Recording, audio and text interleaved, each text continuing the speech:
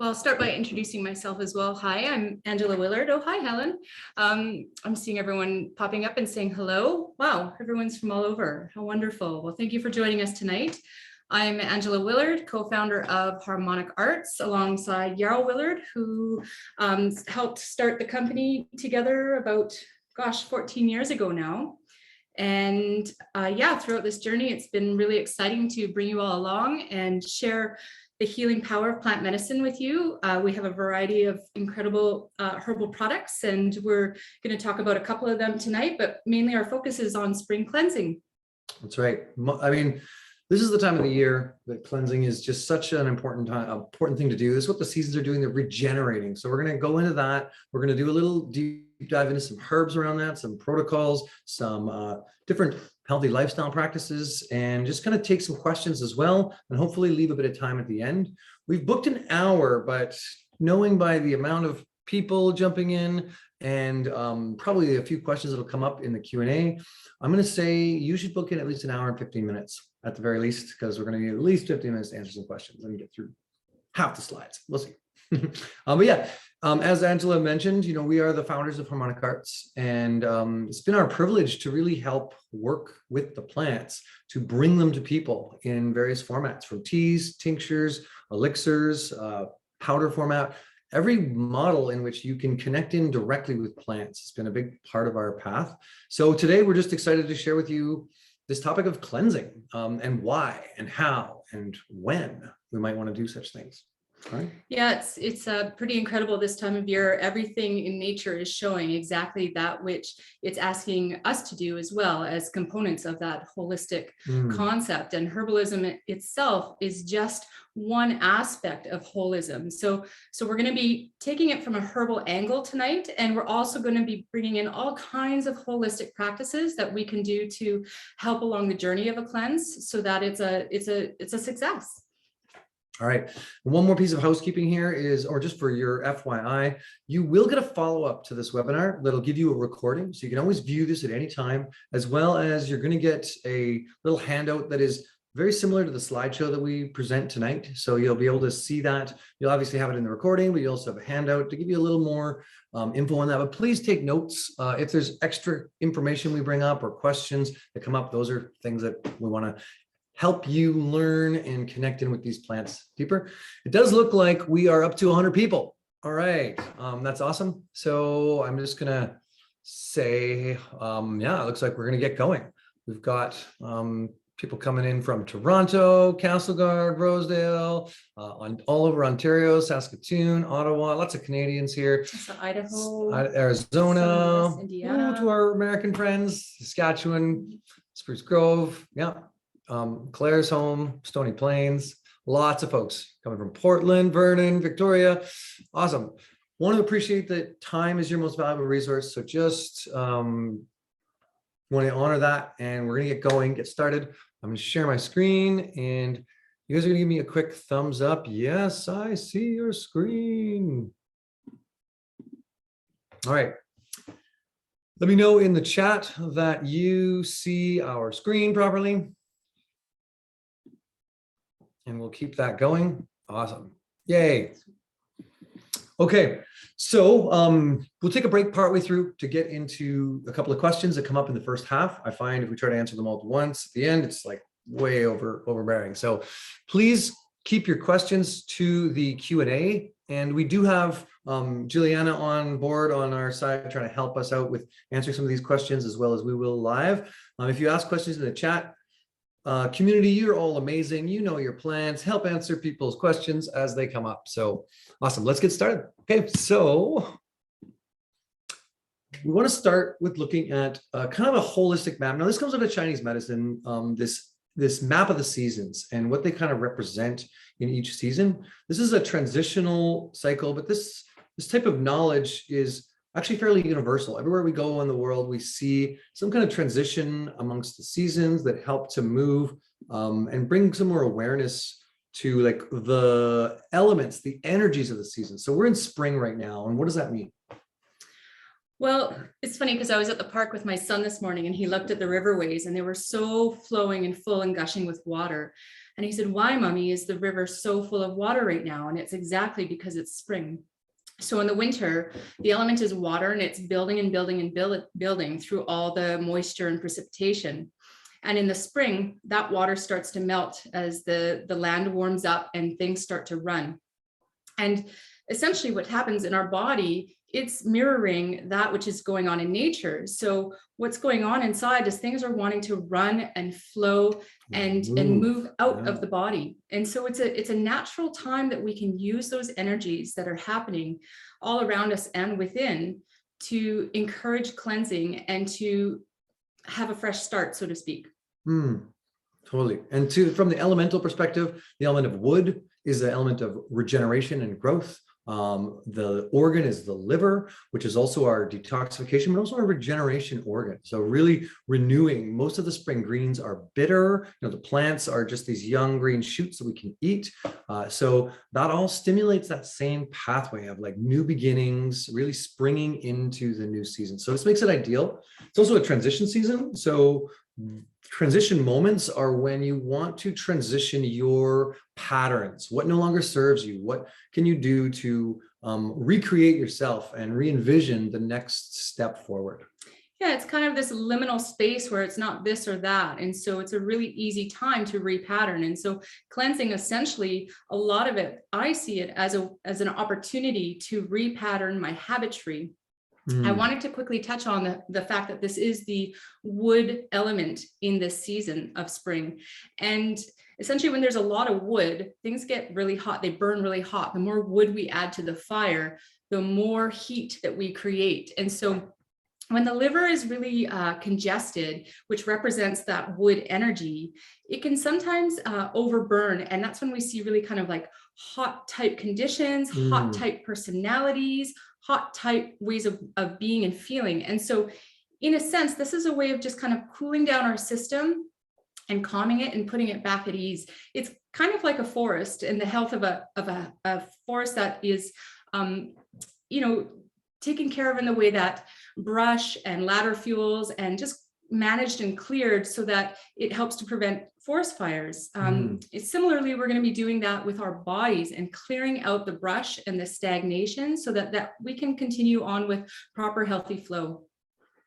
Awesome. Yeah. So there you go. This is the season for moving into this clearing, cleansing cycle. It's the most ideal. We would also recommend, though, that the fall is the other transitional season. So sometimes you may want to do a cleanse in the spring and the fall, especially if you feel like your body is overfilled with toxins, or if you see like a lot of inflammation, what we've seen, or you get sick in the fall often, say you get sick, get a lot of colds and congestion, then fall cleansing is a really good time to do that. You don't want to cleanse when you're sick. You want to cleanse when you're in health and vitality, to really clear. That's a really important piece.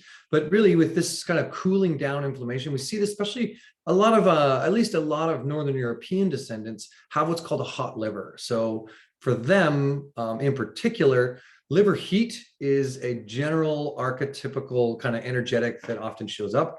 And so really important for that. But really from wherever your descendants and ancestry is from, the liver can overheat regardless, especially with the North American diet, with the types of oils and sugars and all of that stuff that comes in along with it.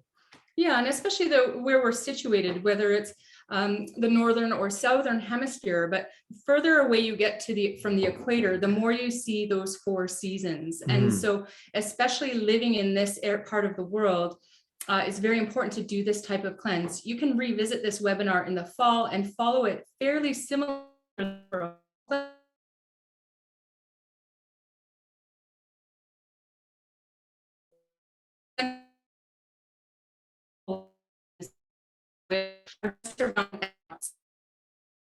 After, just depending exactly where you are within the season, you can follow something similar to maintain your body's health. It's kind of like an oil change, how you get your car changed with the oil every 3 or 4 months. You're doing that twice a year, doing a cleanse, resetting. You're going to burn more efficiently and more gracefully, in a sense. You're just going to enjoy health and wellness along the way that much more. So we saw that our audio froze up for a second. Sorry about that. We live out in the country and have satellite internet, but hopefully it'll stay with us this whole time. So if you do miss anything, we'll try to reiterate it. But I think essentially what Angela was trying to say was just that this is the time, right? We were kind of repeating what we said before, that this is the time to look at cleansing. A lot of people start in the winter, sometimes around New Year's cleanse. That's not really ideal when it's really cold out. You want to cleanse when the seasons are warming. Again, like I said about vitality, not cleansing when you're sick. Similarly, like when the seasons are starting to grow or the abundance is there, that's a good time to cleanse, but not the middle of the summer, not the middle of the winter, really those transitional seasons. Okay, let's keep going. So why embark on a spring cleanse? Why would we do this? There's a few reasons. Well, first off, I think just to... We've talked about it, but... but I mean, internally and physiologically, we want to strengthen our organ systems, and we want to, similarly to what I was saying about that oil change, we want to cleanse our blood. We want to make sure our blood is in top shape, because that's what is able to transport all the nutrients and nourish and oxygenate all of the organ systems, and make sure that our elimination channels are up to snuff and they're working efficiently and on our side, so that there's a continual state of balance. Also to bring any balance in terms of hormones, eliminating any potential environmental toxin buildup, just making sure that all of the chemistry within is in a proper state for optimal vitality, essentially.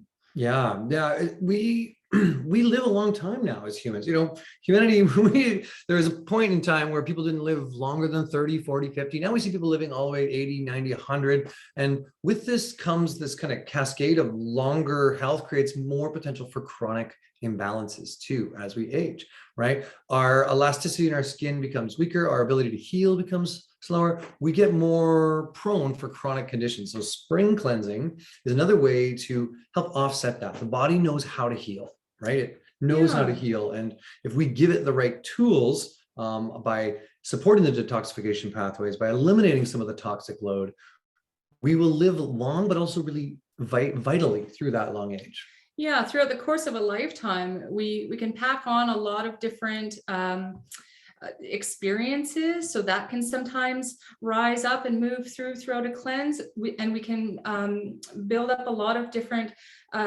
habitry that we can start to reprogram, as we mentioned before, as well as eliminating some aspects of ourselves that perhaps it's extra fat that we want to eliminate, because that can store a lot of hormones, and it can store toxins as well. And so we just want to cleanse that and move it through, just like a layer of an onion. Every time you peel another one away, every time you do a cleanse in the spring or fall, you might feel that much better and create one more better habit that you take with you into your day-to-day life. Yeah, and just to touch on like health in general, a lot of people, when they come into some level of imbalance, they look at the symptomology of what's going on right in the now. The reality is, usually this is a compound interest kind of effect that's happened over years.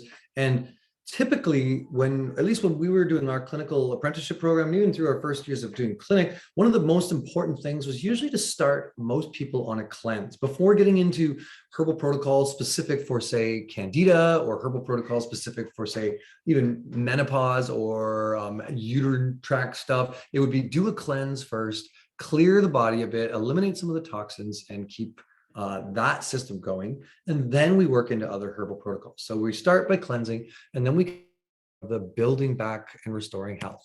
So we wanted to talk a little bit about what a whole body cleanse was, right? Not just like, there are many different cleanses. There's master cleanses, there's juice fasts, there's lots of different ones.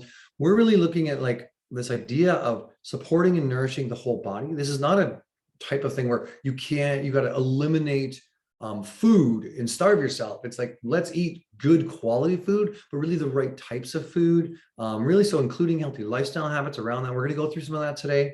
We also want to talk about how you would support the 5 different eliminatory channels and some of the herbal protocols around that, as well as we'd like to include some of those different diet and lifestyle habits, and really this idea of cleanse a little, build a little. So we've talked a bit about cleansing and really how it's like clearing and simplifying and stripping away old habits, setting new intentions. But what about building? Yeah, well, it's kind of like the cycle of life and the cycle of the breath, which is so connected to that. It's the inspire and the expire. So we want to make sure that we're balancing our cleanse with build. And so we love to often recommend that whether it's mini cleanse and build cycles throughout a day or from day to day, or larger ones, like in this case, when you're doing a cleanse, that you follow your cleanse choices with building ones, because we want to build it back up with healthy elements.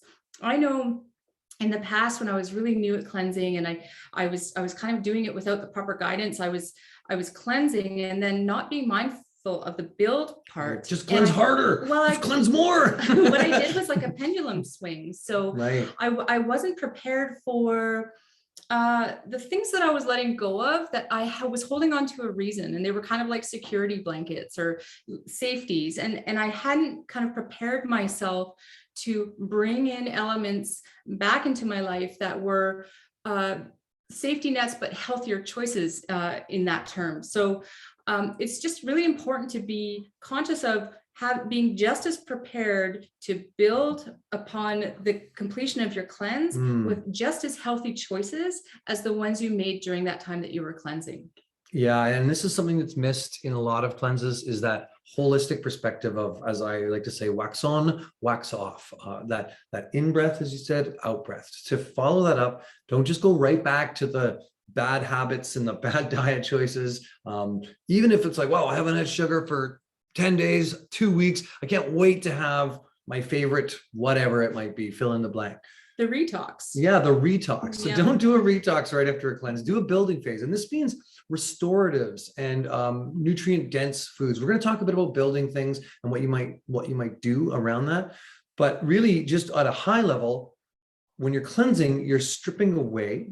And that means taking away some of your supplementation, some of your dietary choices, some more restrictions. When you're building, you're restoring and you're building back. So many like essential fatty acids and vitamins and minerals and adaptogens, those go into building. They don't go into cleansing. So we're not cleansing with ashwagandha, for example. We might use that as a building herb, right? Whereas cleansing herbs are much more going to work with the eliminatory pathways and move toxins out of us. And we're going to take away some of the other supplementations that might be healthy for us, but they're not intuitive for the cleansing process. They're more intuitive for the building. So wax on, wax off. Yeah, and just really wanting to reiterate how vulnerable of a state our body can be when we strip away all of the things that we're normally consuming. And so choosing very important and healthy and vitalizing foods upon the end and the completion of the cleanse.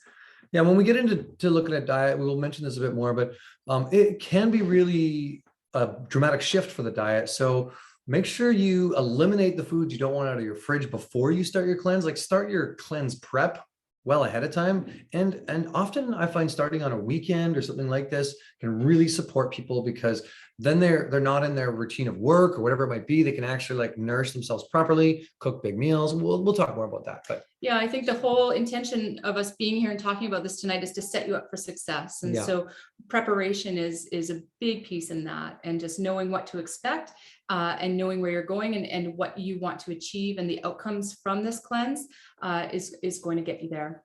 So we'll talk about some diet and stuff and eliminatory channels, but first let's look at healthy lifestyle choices. All right.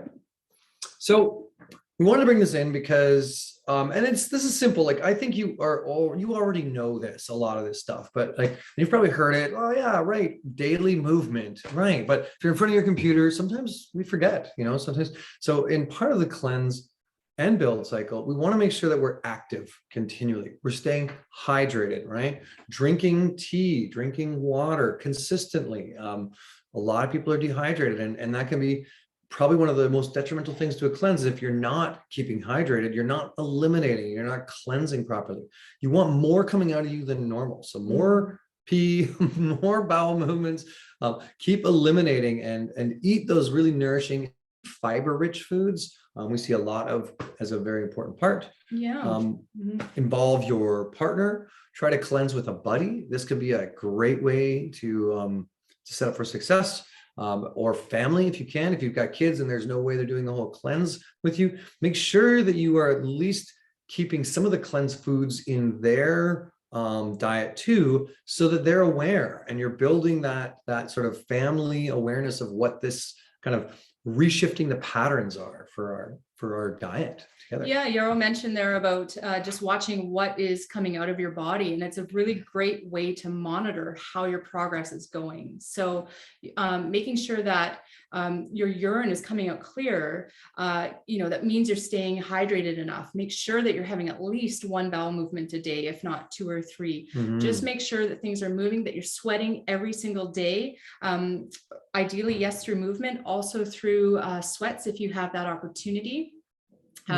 Involving your partner or friends. Hot, cold. Yeah, hydrotherapy is a fantastic way. I wanted to mention also to build your team of support. And so that can be personal, but it can also be professional. So if you have the ability to make appointments with some professionals that are part of a holistic health team to support you through the challenges that you may be feeling throughout the cleanse, if you know yourself and you know that you might need that extra support, that's another way to involve your community. Journaling your experience.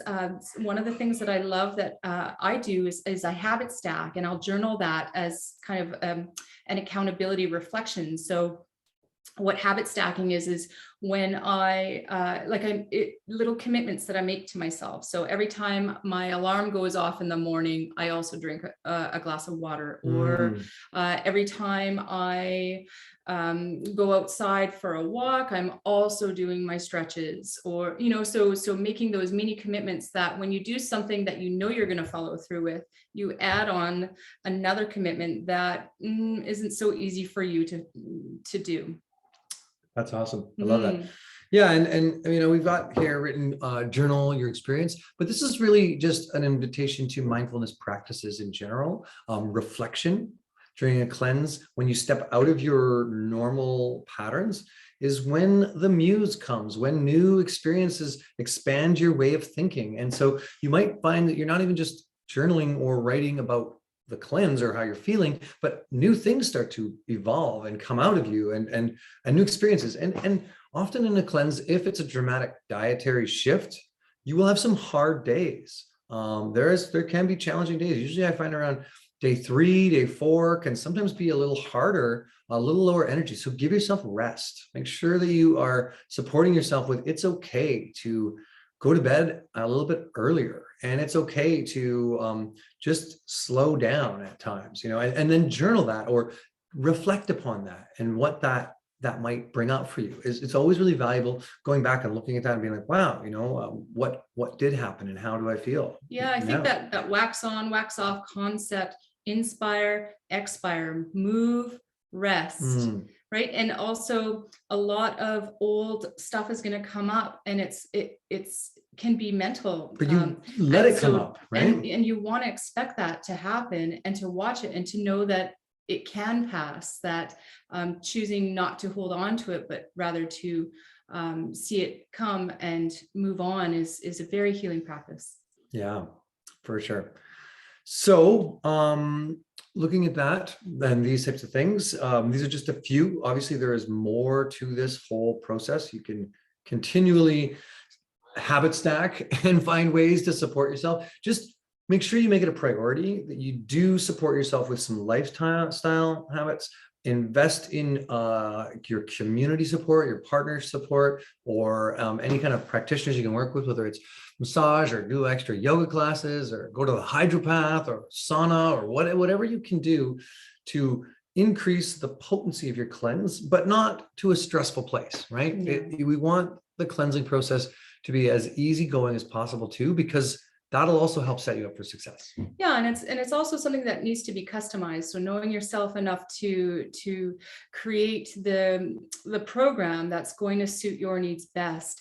As I mentioned earlier, herbalism is just one branch of holism, and so this piece really is where you get to fill out what that's going to look like throughout your cleanse. Yeah. All right. That's the invitation. Okay, so let's move into what actually part of like a little bit of our physiology of what is like going on in a cleanse and what are we looking to support. Really there are really 4 eliminatory channels and the liver, but we like to add the liver in here as an eliminatory channel because really what it is it's a detoxification pathway, and it's intimately woven into the cleansing process. It's very important. That's where all of our toxic load gets metabolized. And so we want to look at supporting all 5 of these channels: the kidneys, the liver, the colon, the lungs, and the skin. And we'll just go really high level light into why and what that kind of does. So I'll start with kidneys, really flushing out toxins in the blood. This is a big thing. I find the kidneys and the liver together is like a 1-2 punch. When you're working on the liver, you always want to work on the kidneys to push things out through, right? The liver filters the blood, the kidneys move through the toxic load and move it out of the system. So it's always useful to add some herbs that are going to be good for the kidneys, right? And diuretics in particular, but anything that is as a tea that's hot, that's a diaphoretic, when it helps your skin sweat, which is also useful. It's like your outer kidney is your skin. Those are really good when cold as diuretics. So diaphoretics and diuretics can work together. These are herbs like yarrow. There's herbs like the uva ursi we're going to talk about. There's lots of diuretic herbs. We're not looking for a synthetic type of diuretic that you might get from a doctor, but more a gentle herbal diuretic that's going to cleanse and work with the kidneys. You'll also find that we're not trying to deal with like kidney stones and urinary tract infection, although many of these herbs might do that. The idea is just clean moving flow through the kidneys. Think of it as your water pathways and moving through in a so cleanse, support the liver and the kidneys, breaking down chemicals, what the liver does, and really helping to produce bile that digests the fats and actually removes some of the cholesterol in the body and really supports the overall digestion. This is our biggest strategy, is going to be kidney, liver. Those are the first 2 primary, but then we have other eliminatory channels. So maybe do you want to chat a bit about? Yeah, well, I quickly just want to touch on the liver too, in terms of a lot of the health discomforts that we can experience is from an overly congested liver. So it's processing too many chemicals, too many hormones. It's just way too backed up. And so the reason we want to support the liver through the cleanse is because it's going to be processing even more as we are changing our choices to healthier choices. All of those healthy foods and practices are also going to help with elimination. So we need to support the liver with liver supportive herbs, the bitter herbs, so that we can help it do its job and clear and clean that slate that we're trying to do. Now, all of these are also, they absorb and they clean. So the colon, for example, we want to make sure it's really clean, because things that can lay stagnant can also kind of be reabsorbed and retoxed. And that's where we see a lot of leaky gut issues. That also happens inflammation in the small intestine. And so any kind of inflammation symptoms that we're experiencing can really be indicative that the intestines need to be cleansed and also toned. Yeah, so we might be looking towards some of the laxative or peristaltic type herbs that are going to tone the colon, but also to anti-parasitic and antifungal herbs that are going to help shed and move out some of the pathogenics that might be living in our microbiome, right? The cleanse, as a cleanse, is not about replenishing the microbiome. It's actually about stripping it away first, right? That's in the building phase. It'll be prebiotics, probiotics. We might have a diet that's conducive for good probiotics as a nice prebiotic diet, but we're not taking herbs and building things to rebuild that. We're clearing that away. So it's your parasitic herbs and your antifungal herbs and your laxative type herbs like Cascara sagrada, Turkey rhubarb. Those would be laxative herbs. The wormwood, the black walnut are parasitic herbs. Some of the antifungals like the Oregon grape or the golden seal, or some of the mushrooms are actually antifungal too. So there's a bunch of things, and we'll go into some more of that deeper. What about the lungs? What do the lungs do? Yeah, well, the lungs, as we know, it brings in oxygen, but it also cleanses as well. So we want to help them to do their job, to expire a lot of and eliminate a lot of the things that the liver is processing as well. So Mhm. the lungs are really essential in a cleanse program, and not a lot of people realize this, but that movement and exercise is also where that comes into play, not only for the circulation and the skin health, but also for the lung health. Yeah, and so as a just extra habits, you may look at some practices around like doing chest exercises, rotations, deep breathing. Some of these like Wim Hof breathing these might be practices to support the lungs. We also might work with herbs that are going to support lung health in general. And many of the cleansing herbs actually do. The lungs are mucosal membrane, very similar to the digestive tract in a lot of ways. So a lot of the herbs that are good for mucosal membranes that are soothing are going to support the lungs as well. But yeah, we want to make sure if we are doing a cleanse and we are someone who enjoys or takes in something we smoke, maybe it's tobacco, maybe it's marijuana, that we eliminate that out too, that we really eliminate the toxins in that load. Also, if we're in environments where we're around, just trying to get out into nature more and spend more time in really clean air and deep breathing practices in those places to help support the lungs naturally that way too. Yeah, and if you're fortunate to live in an area where there are evergreen trees, that can also be really helpful. Otherwise, making teas with such herbs such as fir tips and things like that, using essential oils to help cleanse and nourish the lungs is helpful. We also love mullein is one of our favorites for just cold softening mullein, and soothing the lungs as well. So yeah, from regards teas, you might want to try our lung luck tea is a really great one for supporting the lungs if you find that's what's going on for you. I also would say our sea breeze tea is just a really nice one, and so is our bird song. Songbird. Like We've been listening to too much bird song here with the dawn chorus kicking in this spring. Yeah. But yeah. And so then the skin too. So the lungs and the skin are maybe less thought of in most people's practice around like elimination, but the skin is your biggest organ of elimination, and a lot of toxic load will come out of there. I will say that often people who if you use teenagers as an example who get acne, and it's actually the skin is their best channel of elimination. Their liver is what's congested with hormone load and detoxifying well. So sometimes treating the skin is not necessarily the best way. Actually treating the other eliminatory organs to support the skin, but the skin is actually the most healthy. Even though it looks bad, maybe it's got eczema coming out of it, that's because it's the healthiest channel of detoxification. It's not actually bad skin, that's just congestion elsewhere in the body, skin being used to eliminate that.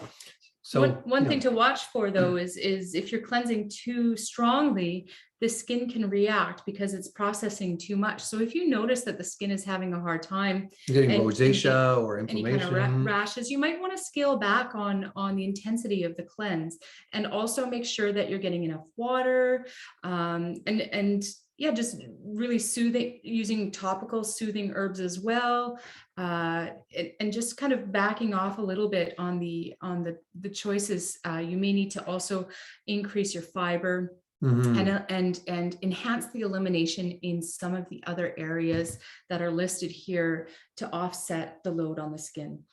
Yeah. So as well as nice baths can be really good. Again, that hot cold is great for helping the skin channel that way. We'll see, like I've seen people do an oatmeal bath. I've also seen some of these like baking soda baths, some clay baths. There's lots of different Epsom salts supportive. So just do a little bit of skin therapy for yourself. I know you've done a little thalassotherapy with the seaweeds too sometimes. Yeah, I love to use seaweeds for soothing, but also for exfoliating the skin, because again, your skin is sloughing up a lot. So you want to make sure that you're also bathing regularly and using clean water, internally, externally, and making sure that you're washing away all that which is being eliminated. Potentially dry skin brushing, or even trampolining for a little bit of just lymphatic support, or swimming, all these ways. Anyway, these are, again, it's a choose your own adventure cleanse. How many habit stacks do you want to do? We're inviting you to a bunch of different ways to look at this, but it's up to you to kind of make this cleanse the best of. The one thing I will say about all of these things is you are investing in yourself, in your future self. So ideally, you will do as much as you can to really support this process during the time of a cleanse, right? You will try to create the most optimal cleanse for yourself so that you maximize that cleansing process. And then it really has as big of an impact as it possibly can in that way. So adding a bunch of these different ideas together can really help to make that cleanse much more powerful. But also pulling back or scaling back if you run into any kind of cleansing crisis moments where it is like inflammation or rashing or really icky feelings that are coming up, or, you know, too much laxative herbs can be a problem too. So just remember to listen to your body at the same time. Okay. So let's get into whole body cleansing. And before we do, I'm just going to see, we don't have too many questions yet. So I'm just going to give you an invitation to add in your questions. And I see that a couple of people are adding them in the chat, and that's all good. But if you put them in the Q&A, we will be able to get to them and see them and answer them. Although I think Jillian is doing a great job in supporting you. So big shout out to our Harmonic Arts admin there. And also for helping to create such a beautiful slideshow. Thanks, Juliana. All right, awesome.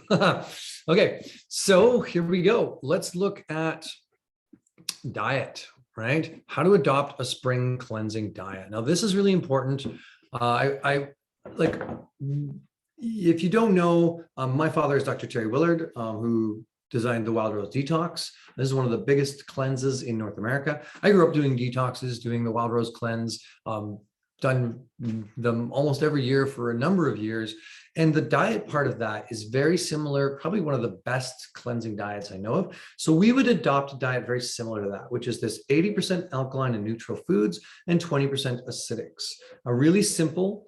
You don't need to go overboard into what's alkaline and what's acidic. Just maybe do a quick search on like, what are some of the top acidic foods? What are some of the top alkaline foods? And start to increase those. There are a few extra things beyond that that are really great for cleansing. Some that may not be in here, but are really useful that I want to mention is like garlic and onions. Those are really powerful and useful for doing a lot more cleansing work, leeks, these kinds of things.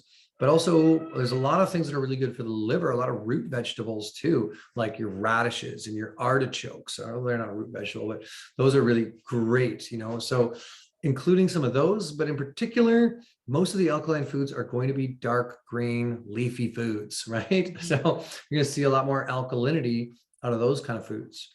Yeah, and I think also chlorophyll as a pigment is really helpful in the cell's process of detoxification. So any kind of green foods that you can consume are really going to help you with that process. Like green Jello? No, not green Jello. Don't eat green Jello. Just kidding. And then just to touch also on the garlic and onion concept, you also want to think about any culinary herbs. Those are really going to help you.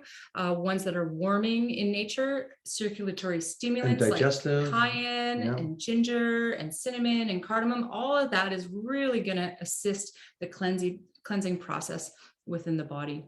One thing to note on the root vegetables, trying to make sure that you're using as low glycemic index possible foods.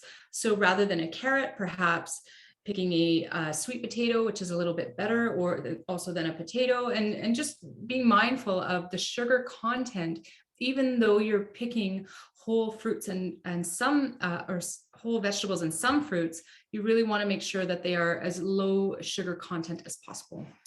Yeah, and trust me, if you're living a modern Western diet, you're going to want to try and hack this and find ways. Your body's going to say, oh, how can I we had one guy that came into the clinic once, and he's like, have you been eating bread? He's like, no, not eating bread. No, doing really good. And then he goes to the receptionist and he's like, asks her, so what's a good alternative to bagels? I'm getting really sick of bagels, you know. And just like he hacked no bread, but really no refined carbohydrate, no flour products was part of it. So that's something is that you might, and we can give you a couple of ideas around how to hack, but I wanted to also just touch in on the glycemic index. For those of you that don't know, it's not how much sugar is in the food, it's how much sugar it produces in the blood sugar. So things like yams have a lot of fiber in them and a lot of things that actually lower the blood sugar. So actually they're quite good. They might taste sweet, but they have a low glycemic index. So that'll be a hack in a sense. You like sweet things, maybe yams are a great alternative. Potatoes, on the other hand, are a high glycemic food. So less potatoes, less white rice, more brown rice, right? You get lower glycemic index, better fiber content, and support your body that way. So if it looks white and powdery, it's probably got a high glycemic index. In general, we're looking to avoid all those refined carbohydrates, trying to avoid packaged and processed foods as much as we can. Try to eat living foods. Those are going to help your detoxification pathways as much as possible.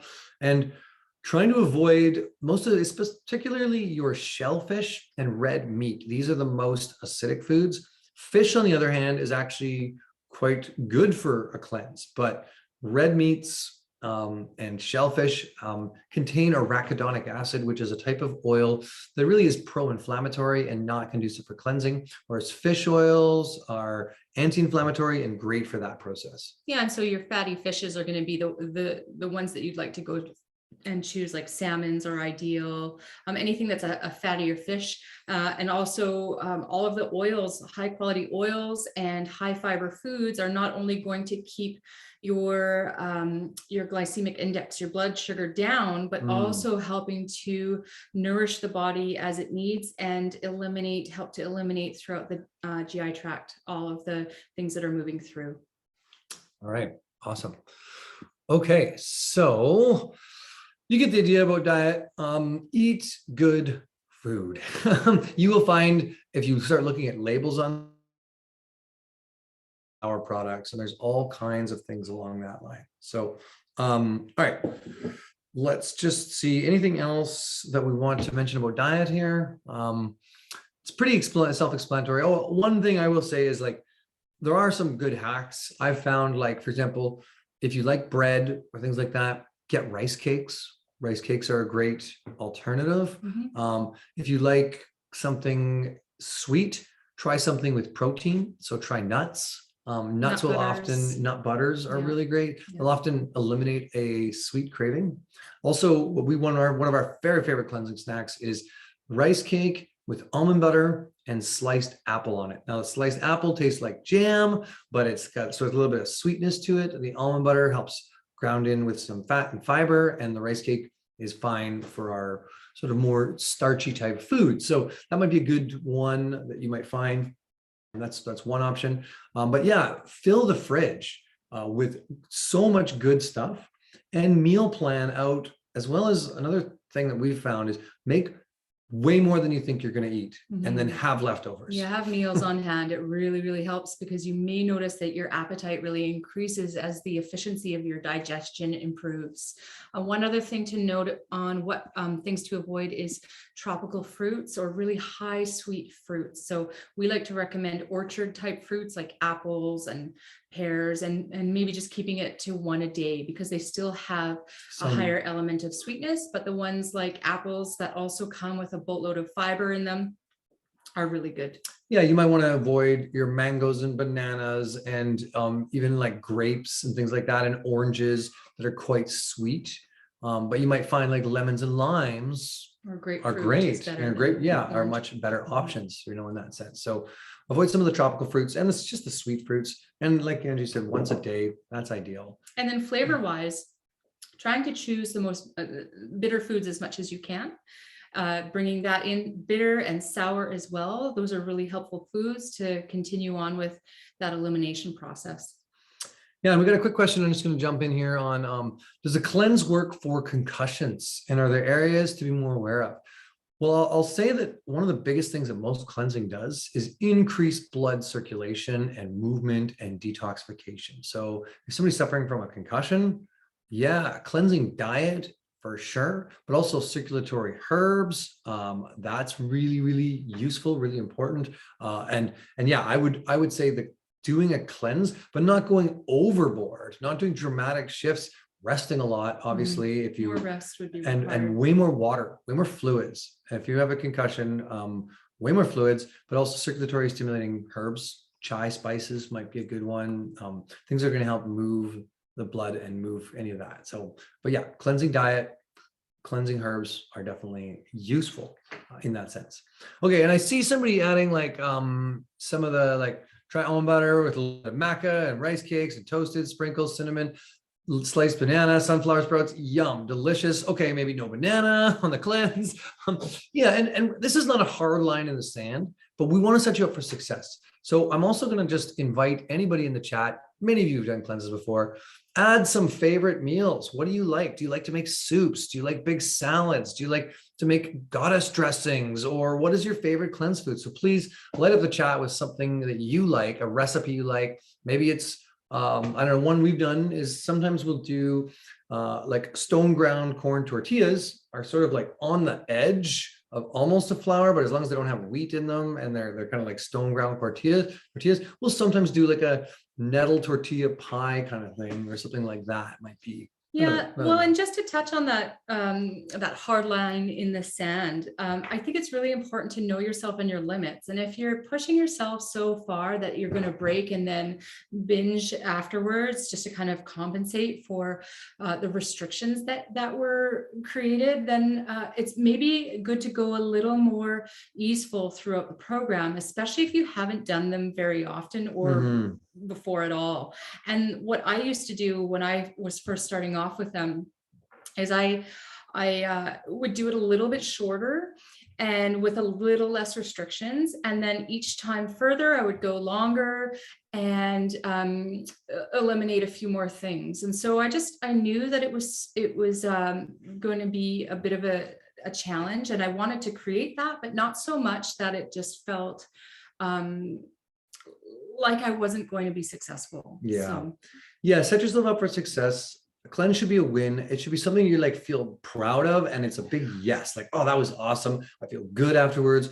Journal that experience. How do you feel? How does your body feel afterwards? Do you feel stronger? I want to set you up for success because ideally you're going to do a cleanse every year. Like this is the invitation that is one of the best ways to increase our overall health and combat chronic inflammation and disease as we age. It's just once a year cleanse. Like it's really simple, and it'll do so much for the body in supporting its overall health throughout our years. All right. So we see batch soups are a must. Yes, big batches of soups. We sometimes even like freeze big soups. We know that'll be good for a cleanse. And then we have them in the freezer as meal planned emergency things when our blood sugar gets low and we don't feel like cooking and we're tired. And, we'll have some cleanse food. So what are some other cleanse foods you like? Bone broths, what do you like?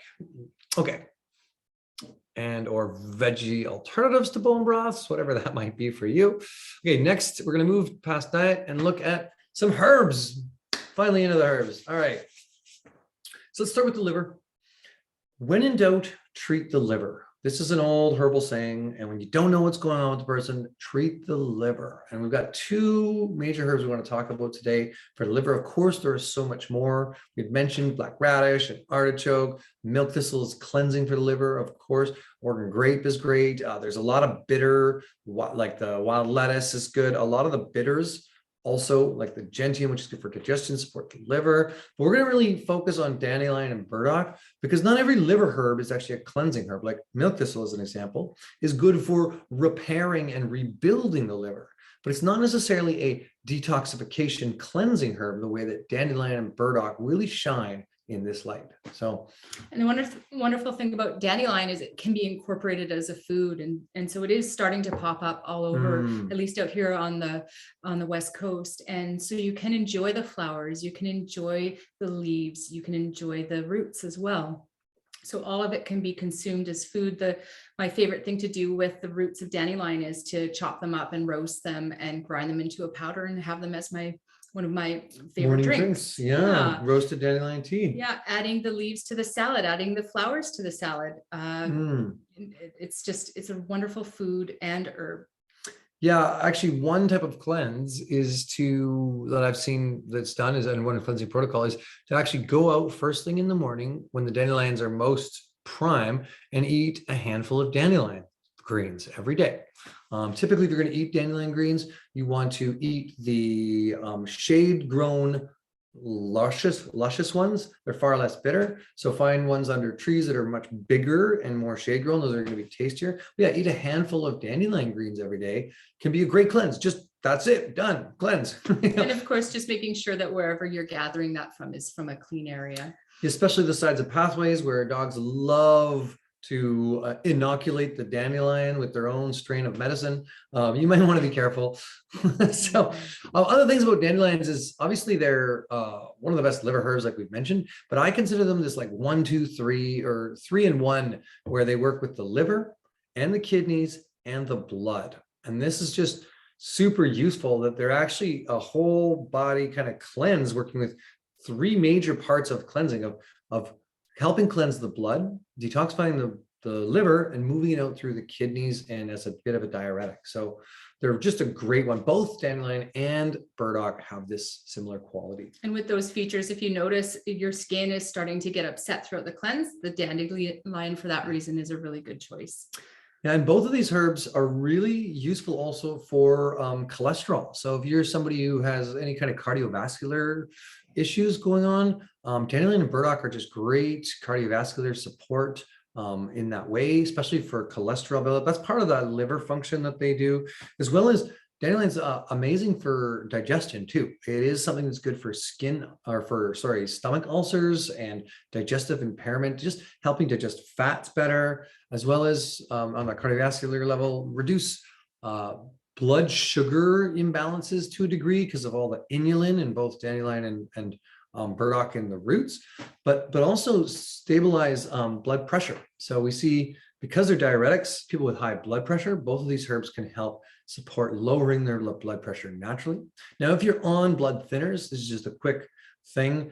You want to monitor your blood pressure. You probably are already. And often what we suggest is as people start to do things that naturally thin their blood and support the blood pressure medication is an artificially thinning of the blood, that you want to work with your doctor to lower blood pressure medication over a period of time when working with cleaning up and eliminating toxins in the body, because it will naturally lower your blood pressure. If you already have low blood pressure, the herbs like dandelion and burdock will not artificially overlower your blood pressure. They only do that if you're taking artificial blood thinners, which are going to have that effect, right? So something to be cautious of there. But really, these are the safest herbs we know. Burdock is known as gobo in the sort of Chinese culture, Japanese. It's a food. It's a very favorite food. Another food for spring health. And Yeah. it can be grated and or cooked into stews and such. And I love that it really helps support the skin for sweating. I think that's a really important component to continually touch on, is that we want to make sure that the skin is able to sweat, and we want to do that through movement, but we can also do it through diaphoretic herbs. Yeah, and burdock is classically known for its skin support, and a lot of that comes to the liver. You know, the liver does support the cholesterol health, and the outward facing of our oil metabolism is often our skin. So we see that as a natural cycle of that.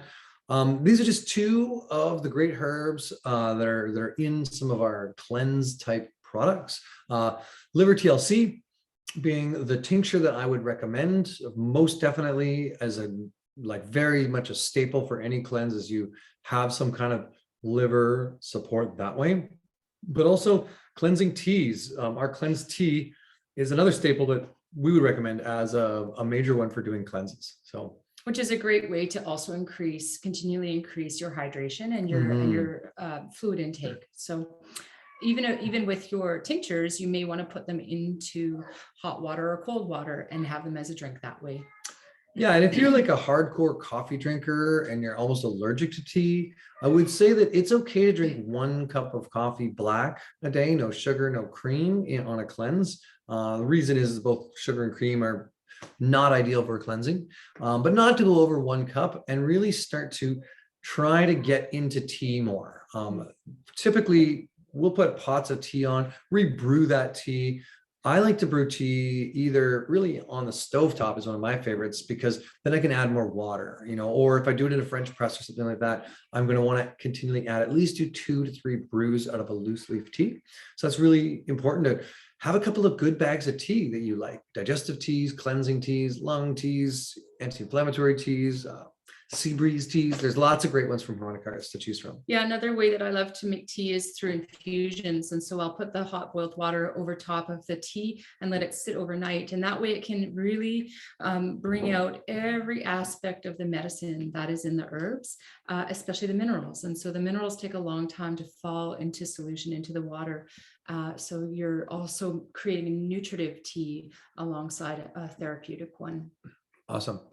Yeah, I want to just, for those of you watching the recording, I want to just give a shout out to some of the ideas that people have in the chat of, like, for food, like parsley salad, a coconut fish stew with cilantro. It sounds like amazing. Coconut milk is a great alternative to add in if you're, to make those kind of things. Like the idea of soaking chia overnight, pumpkin seeds, so soaking seeds and nuts and making like really nice, yummy kind of breakfast puddings. That is awesome. It's a great way to go. Blueberries, hemp hearts, all that kind of stuff. Antihistamine foods. So this is a question about a question here, and we'll get to that. We'll look at a little bit about leftovers and frozen foods. Really, I guess we can talk about that for a quick second now. Let's see, really, do these foods, does histamine response increase over time? Yeah, I mean, if you have foods that age and they're leftover, there can be problematic for creating more allergen response. But most of the time, as long as you eat them within a healthy amount of time, then there should be no problem there. I will say that if you find that you're making massive meals and there's too much, freeze it sooner than later versus, and backpack it if you can, yeah, just try to make it into easy usable formats so that you don't end up with old food too much. Another one that's awesome that somebody just mentioned is kale salads and all that kind of stuff. All right, and we have till 7:30. All right, so let's move on past cleansing liver. Let's look into kidney and gallbladder, or bladder, sorry, liver and gallbladder.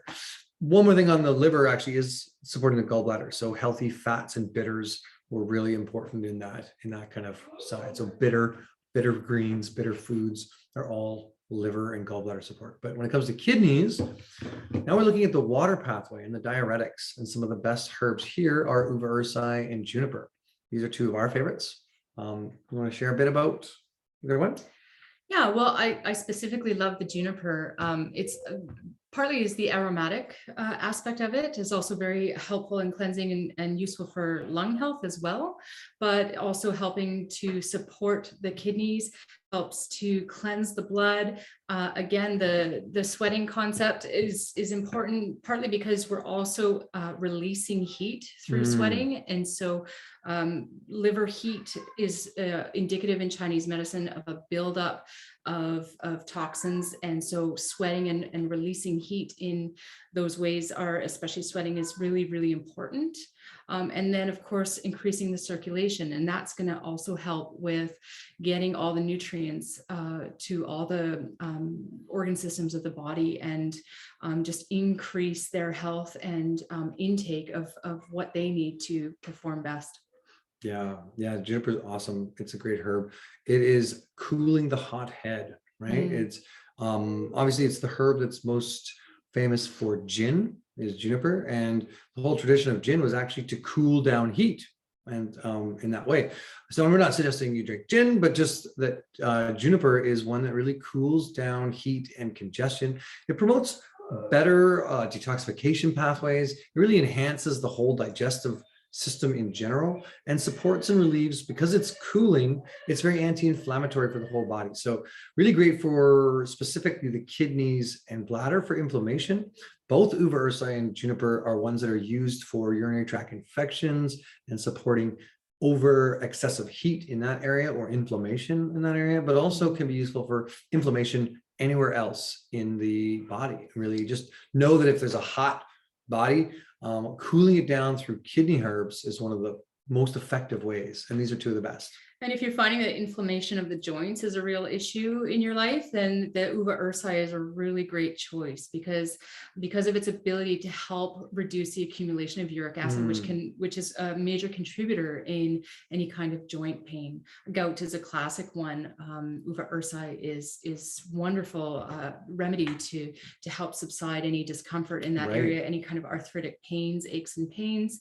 Uva ursi can really help to draw the uric acid out of the system and calm down inflammation that way. And nourish. Both of these are full of antioxidants. Like these are two really antioxidant rich herbs as well, right? Lots of flavonoids in them, lots of support for the skin and oxidative damage. And even in general, just any kind of infection, cooling out and drawing out the heat in that. One thing we'll also say is if you're someone who has a sluggish metabolism or you're trying to lose a few extra pounds, some of these kidney diuretic herbs can help to move with that water pathway and help to eliminate, often for a lot of people, extra weight can actually be allergens in their diet and bloat from water to buffer some of those allergens. So sometimes using diuretic herbs can really help do that, and eliminating the foods that are causing allergens in the body can drastically have create healthy weight balance for people who might feel like they're not in that space. But I just want to be really clear that everyone's unique, and their uniqueness is what needs to shine through, not a typical or specific what a society thinks a healthy weight is. It's really important for you to glow in your best form and just feel more vibrant and vital. That's far more important than any kind of like comparison to anyone else. So yeah, I think the purpose of the cleanse is to enhance the best version of yourself, and it certainly isn't for the purpose of weight loss.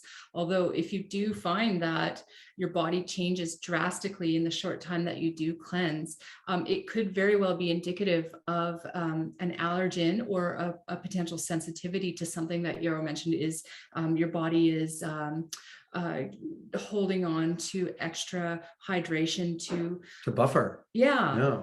And this is really common of a lot of people. Anyway, okay, so these two both of them are in our clear kidney tincture, and I think they're both in our clear flow tea as well. They are some of the classic ones. I will also say, to go alongside these, there are lots of other herbs. I mean, I see somebody in the comments mentioned yarrow and yarrow flowers. Yes, this is the king of the diaphoretics, queen of the diaphoretics, whatever it might be. But it also becomes a really good diuretic herb too. We like herbs like cleavers, can help as a lymphatic support to go along with diuretics. That can be really useful, as well as demulcent herbs that are soothing and anti-inflammatory.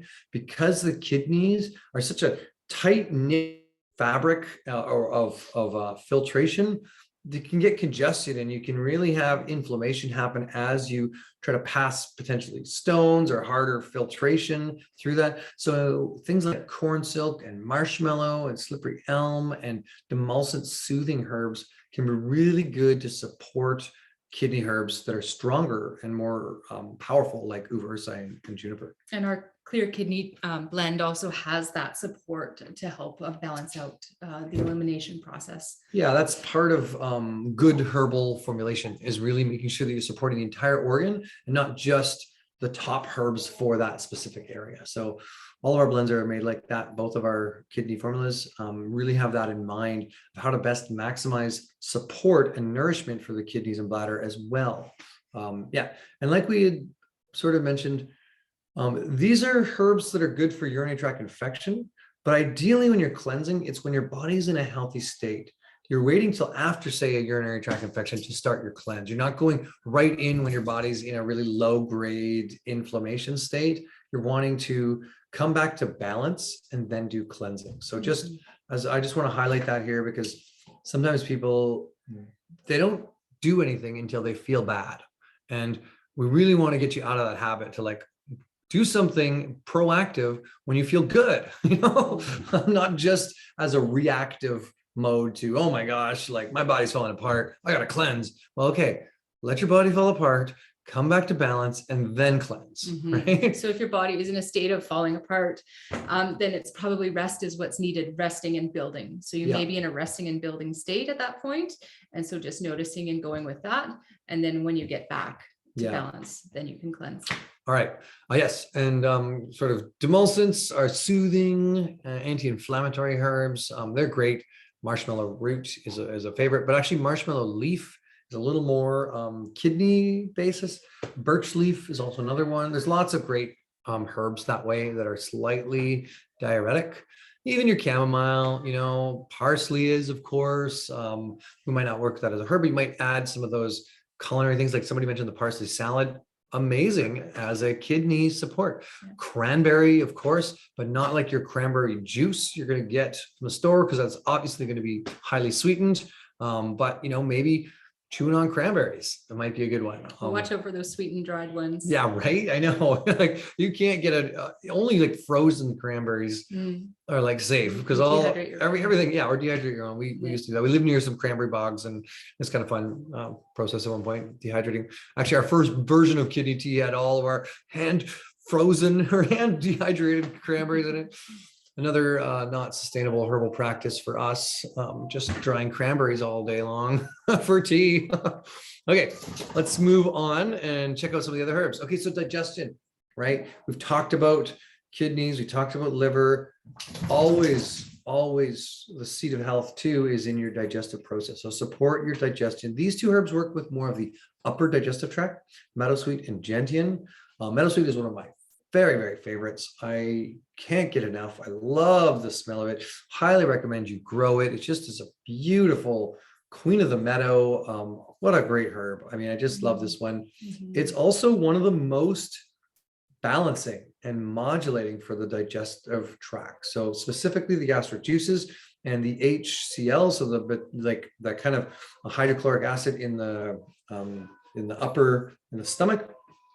If you have hypoacidity, that means low acidity, it'll help raise it up. If you have hyperacidity, it'll help bring it down. Most people have hypoacidity. Even if they get heartburn, it's usually splashing of the digestive juices up into parts of the digestive lining that are not well protected. So for things like and gastric ulcers, indigestion, a bit of gas, and more like heartburny things, meadowsweet is the perfect herb for that. Yeah, it's kind of a one herb fits all that way. And in the sense that the way we love our immunomodulating herbs, we also love meadowsweet for its digestive modulating herb. Yeah, true tonic for the upper digestive tract. So that's really great that way. Other things about this one is it's useful because it's cooling in that sense. It's a very classically used herb for headaches and fevers and pain in general. So just one of those ones to really think about, as well as, so if there's other aches and pains in the body, meadowsweet's great. It's in our calm belly tea, formerly known as a digestive tea. But really it's the primary herb in my mind to really support that digestive function.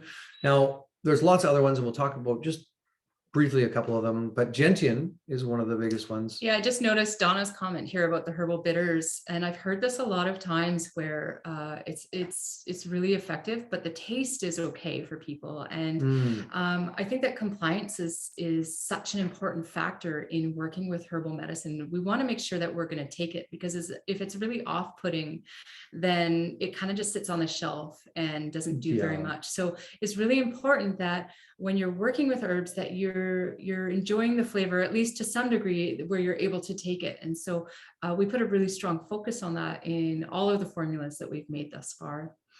Yeah, our herbal bitters, and that's really what this comment is about, is the harmonic arts herbal bitters. And it's also got like fennel in it and peppermint in it, and just like nice carminative cardamom in it. It's just a nice carminative spices, along with all the top bitter herbs like the gentian, so bitters come originally out of the Swedish bitters, and this idea of an aperitif for indigestion. The bitters help calm down and digest the fats better from big heavy meals, or you can drink them before. I'm seeing some people say that they add into their mocktail blends, and that's something I love to do. I'm actually doing a whole mocktail class at the Vancouver Island Herb Conference this year in June. little touch in on that. If you want to really deepen in with herbal medicine, come join us on a beautiful herb farm this June here in the Comox Valley.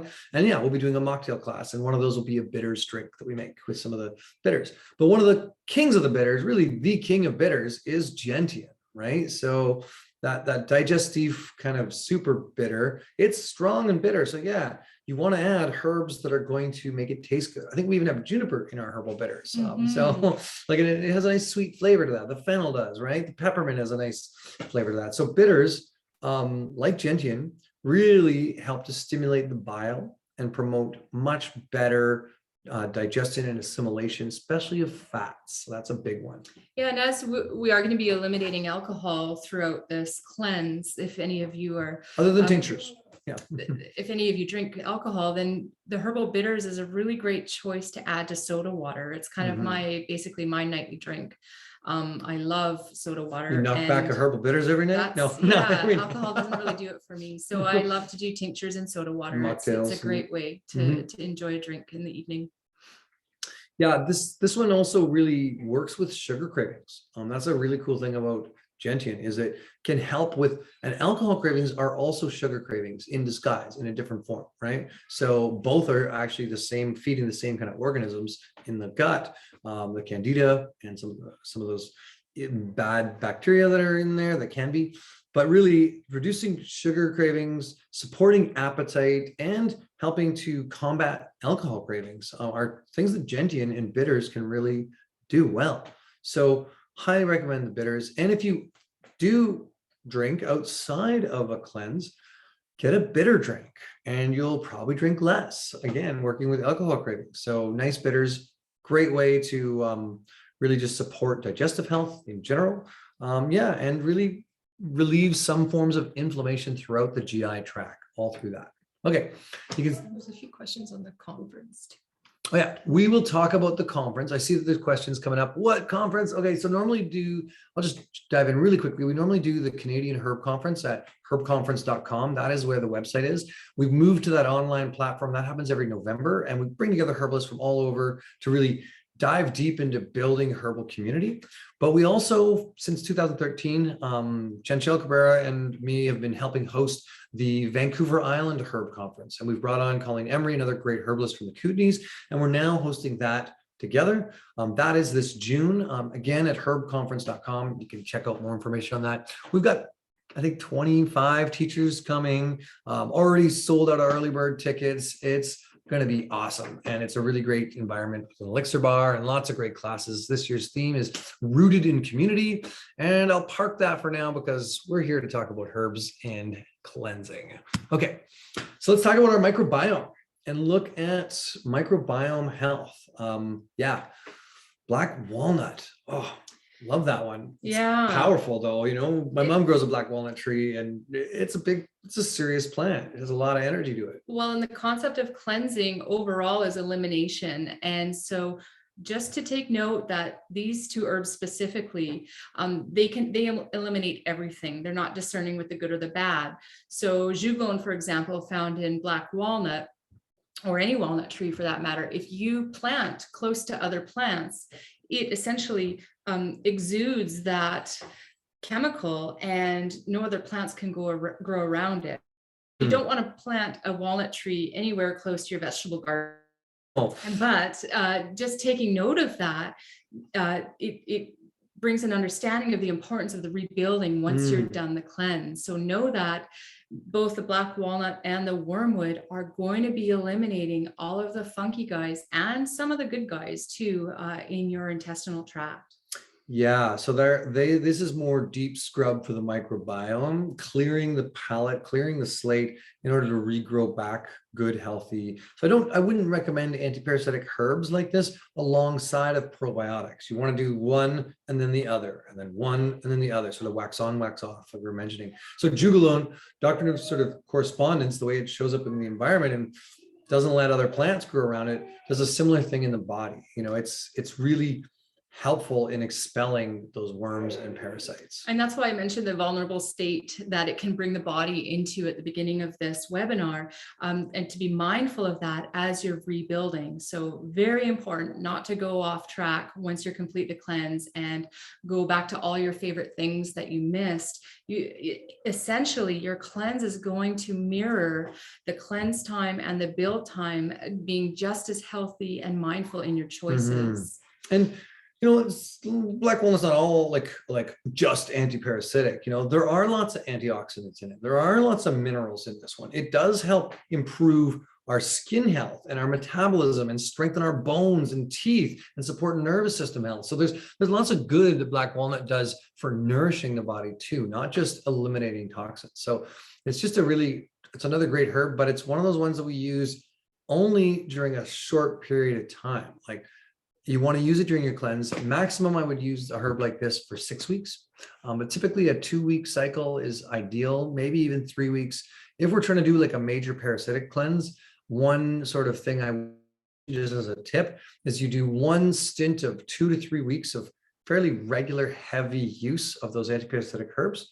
Then you take a break and you re-look at doing those same antiparasitic herbs around the full moon when most parasites start to lay their eggs. So one real protocol is start at one full moon, take it for 3 weeks, take a break for a week and a half.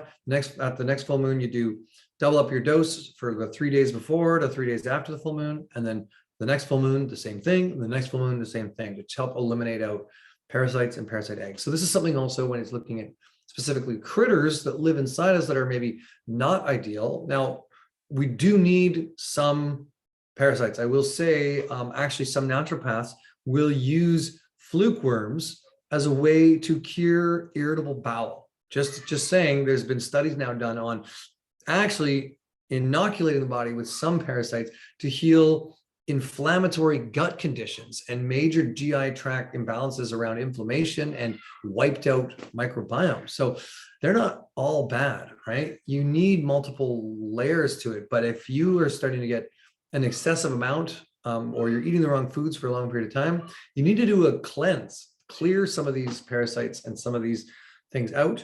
90% of people will have a worm or a parasite of some form in their life. So don't think you're immune to getting these. They are there, and it's very likely that you and 9 of your friends out of 10 have had parasites or do right now. So just saying. Along that line, the word wormwood, what is that good for again? For worms, yeah. But also supporting digestion, liver health. This is another one that's really great for, again, it supports the immune system and just inflammation in general. It's a bitter herb, so you're going to get some of that liver and gallbladder support in there. It's not the tastiest herb. I won't say our parasite purge is the most flavorful harmonic arts tincture, but it works really well. And we do add some herbs in there to kind of just help support it so it's not overly nasty. Like black walnut's not so bad, but wormwood's not a very good one. There's clove in there, but there's also cinnamon in there. And so it does help modify some of the flavor and really make it not as bad tasting as it could be. It's strong. I just want to be mindful and let you know, at the beginning of the webinar, we said that we'd be done by 7:15 because we thought it went till 7, but we're actually scheduled till 7:30. So we've got a few more slides and our we're host right on track. It's actually an hour and a half, guys. So we've been, moseying through. So one of the questions that's in here I'm seeing is a protocol instruction for parasite tincture. There is one on the bottle, but it doesn't give you the whole, like on the full moon, do the extra 3 rounds. So 3 rounds of full moon tincture of parasite is a really great way to work. Because that is naturally when most will lay their eggs. And typically you get rid of parasites, but they come right back because there's eggs laying dormant. So do your protocols for a couple of full moons after. Yeah, and just another aspect of setting up for success, I really like to be mindful of cycles. Often, actually, I'll start my cleanse on the first day of my menstrual cycle. So because I know that that's kind of concurrent with when my body is doing cleansing or following moon schedules as well. So that's another layer that you can bring into your cleansing rhythm. Yeah, starting on the new or the full moon. Typically the full moon waning is a good time to wane off and then wax on, right? So yeah, that might be an intuitive way to go too. And the solar cycle, like we talked about, spring, fall, right? Okay, let's see.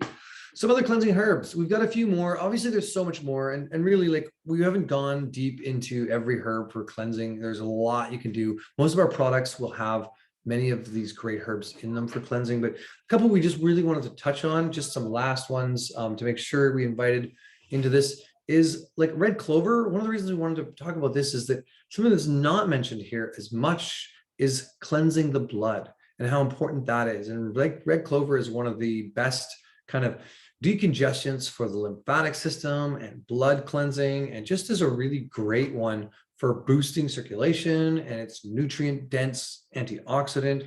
We also see that it helps to strengthen bone health. This is a really good one for reducing our risk for cancer. Many women use red clover as a menopause support as well as they go through that time. Yeah, it's full of isoflavones, so it's really great for balancing out hormones, specifically estrogens. So it's a wonderful one in that regard as well, in terms of cleansing, because hormones play a big part in our feeling of wellness, and cleansing helps to eliminate an overload of them circulating throughout the system, and or the body's processes in creating sufficient amounts. Yeah, so we mentioned red clover really is also a reminder that lymphatic congestion is part of that. Blood cleansing is part of that. What can you do to increase circulation? There's plenty of other things around the circulatory herbs we kind of mentioned earlier, like the gingers and chai spices and those kind of things too. But how can we cleanse the blood? And another one is chlorophyll, right? Chlorophyll. Our our red blood cells, the iron is very similar to chlorophyll in that sense. So we can utilize things like chlorella and even alfalfa and spirulina and all of these other, although spirulina is a little more building, chlorella is a little more cleansing. These are great ways to upcycle the oxidation or the antioxidants and oxygenation of the blood, as well as to alkalinize the diet, to increase and get good quality proteins in there, and lots of vitamins and minerals, and to facilitate out heavy metals. So these last two herbs here, chlorella and cilantro, it's really about heavy metals is a big one that they work with. So anything else you want to mention about chlorophyll or chlorella? Well, mostly just it's chlorella. Adding chlorella to the cleanse diet is kind of like super amplifying your greens intake. So as many fresh vegetables as you can consume, green ones, but then adding the chlorella really helps to amplify that cleansing component on a cellular level that the chlorophyll provides. Totally. And actually, in Japanese culture, this is a classic cleanse on its own, is just chlorella.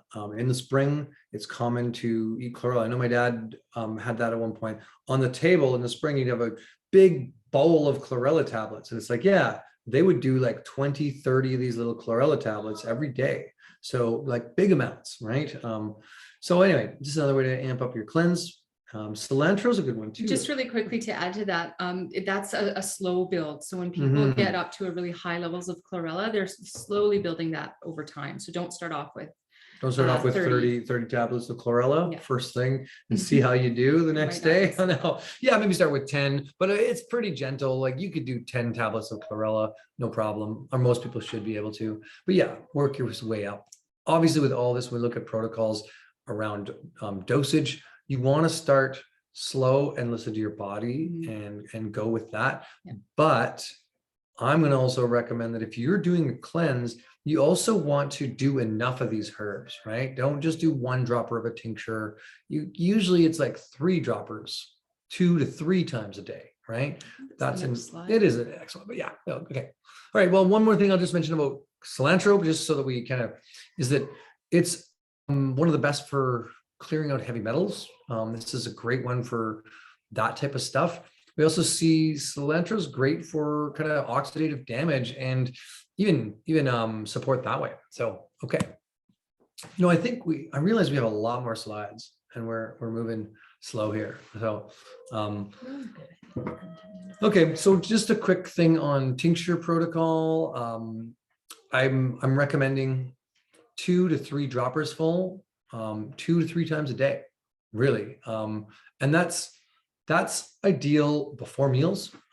So I like to do, if I'm doing multiple tinctures for cleanse, say you're doing the liver, the kidney, and the digestive, those would be 3 I'd pair together. The liver TLC, the kidney, and the digestive one, and the bitters of some form, I would do them all before a meal. I might even put them in a 1 ounce glass of water, just a short little glass of water, and drink that back as a way to do it. Or you can also find which one that you enjoy the flavor of the most. I would recommend the herbal bitters and just add that to your water throughout the day. Yeah, make up little drinks that way, or add it in that way.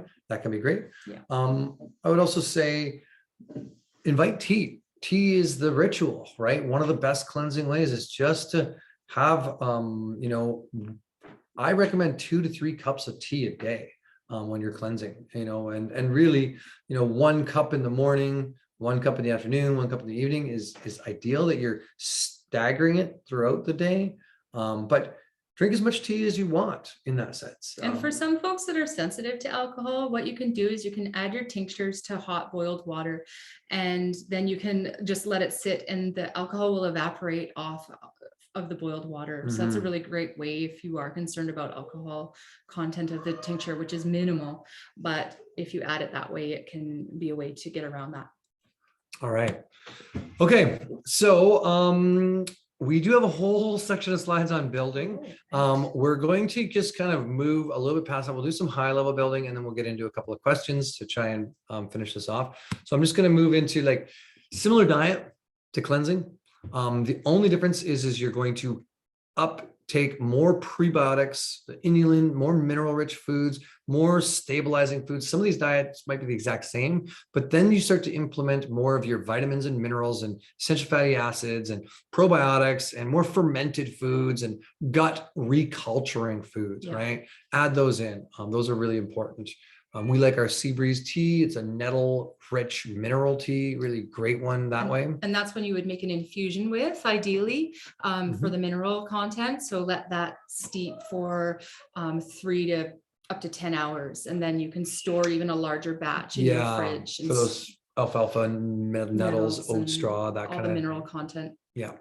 Okay, we recommend medicinal mushrooms during the building phase. These are not cleansing, these are building, right? You can add a little bit of mushrooms into your cleanse. Maybe you have make an elixir, maybe you're doing like a golden milk with turkey tail or a activate with reishi or whatever it might be, no problem. But really consider that when you do go to your building phase, you actively uptake more of the medicinal mushrooms to replenish, restore, and nurture the body. I'm not going to go into each individual because we don't have a lot of time. Well, and just to quickly touch on the concept of prebiotics. So they feed the good flora in the gut. So that's the food that you want to help encourage the growth. And so it will amplify their reproduction manyfold and quite quickly. Yeah, and that's a big thing about medicinal mushrooms. They are some of the best prebiotics there are, really supporting gut health. So organizing and strengthening the anti-inflammatory effects and really powerful detoxification, but also supporting reculturalization of our microbiome. And the other great one for prebiotic content is seaweeds. So the other piece around seaweeds is they're very high in minerals and trace minerals. So as this is the building phase, we want to make sure that we're getting really high amounts of high nutrient dense food. So seaweeds are that, and they're also prebiotic in nature. They are also really cleansing and soothing in nature to the GI tract. So they will continue on with that aspect as well, to a gentle degree, but also great to make sure that if there have been any heavy metal load that has been coming out of the system, encouraged by the practices and the cilantro and the chlorella, that then the alginates that are in the seaweed, specifically the kelps, are going to come through and ensure that they are eliminated completely and don't sit heavy in the colon as they can. Yeah. And so typically this building cycle should last at least 2 weeks and the cleansing cycle 2 weeks as well. So we cleanse for 2 weeks, build for 2 weeks. So the sea veg we'd want to take of the blend that we carry about 1 tablespoon daily for that 2 weeks time, if not every day of your life. Yeah. We do seaweed all the time. And Mhm. actually it's something that is maybe underappreciated is how great seaweed is for just increasing your overall vitality and mineral content and just enhancing your health in general. So sea veg blend all the way. Okay. So a couple of quick herbs. One of them is a seaweed for EMFs. EMFs are like basically electric and magnetic field support. One of the things is that we're in front of screens a lot. Most of us have phones. This is something that is majorly a toxin in our environment. So we wanted to just quickly touch on this, but due to time, we're just going to breeze over. The idea is our BioShield tincture is designed specifically for this. So if you find yourself in front of a screen a lot and you are in need of this type of support, this is the kind of blend for you. It's got the ginsengs and it's got the turkey tail, it's got burdock in it, and it's got the nettles as well as bladderwrack. So one more aspect is if you're in any area of high levels of industry overall, where there are environmental toxins circulating, this is a really great one to protect your body. Yeah. And another question I just see coming up is like, how many bottles of each do you get? Usually 1 bottle of tincture should last you for an entire cleanse, right? So typically that's a 3 weeks worth of dose of that 2 droppers twice a day in a tincture, but I'm recommending 2 droppers 3 times a day or 3 droppers twice a day. So that should last about 2 weeks, 2 to 2.5 weeks per tincture bottle for cleansing. So, okay. Herbs to support building. We're going to keep moving. I'm just nutrient dense. So if you're taking herbs that are nutritive in nature, then you know that you're going to the right herbs. And then of course, if you're only making teas with them, you again want to soak them or steep them for a long amount of time. Yeah. And again, your tonics, your adaptogens, and your mineral rich herbs are going to be some of the ones to look at. This is in the building. We eliminate some of those adaptogens in the cleansing and bring them back for a building cycle. Okay. You can find support from all these different things at Harmonic Arts. These are some of our different ways to support you. We are also, there is a little promo and we wanted to just mention that. Maybe give a quick talk about that. I'm just going to jump in and find what is our promo. Juliana can put it into the thing. We are going to send a follow-up to this with a little promo code so that you can, or just a way of putting these on sale for you to get access to some of the cleansing things. Yeah, really appreciate you joining us. We are unfortunately, like, this is something we could do a whole day on cleansing. There's so much more to go into, and just really just honoring your time though, not wanting to go too far over. So what we will try to do is look at some of the questions and potentially take see if we can add in some extra value to the follow-up with some of the questions, because we just don't have a lot of time to go through all of the questions that everybody has. But yeah, wanting to honor that we want, may the cleanse be with you. Looks like our little one is coming. To cleanse himself. He's going to cleanse. But you know, if you're starting a cleanse, just start with success. That's the biggest thing we want to set you up for, is like clear the stuff that you know is not good for you. Bring in the best food ever. Get the right herbs in place. Do all that pre-planning work and do it with a friend and have fun enjoying your cleanse as you go. Yeah. And just really quickly, that last question,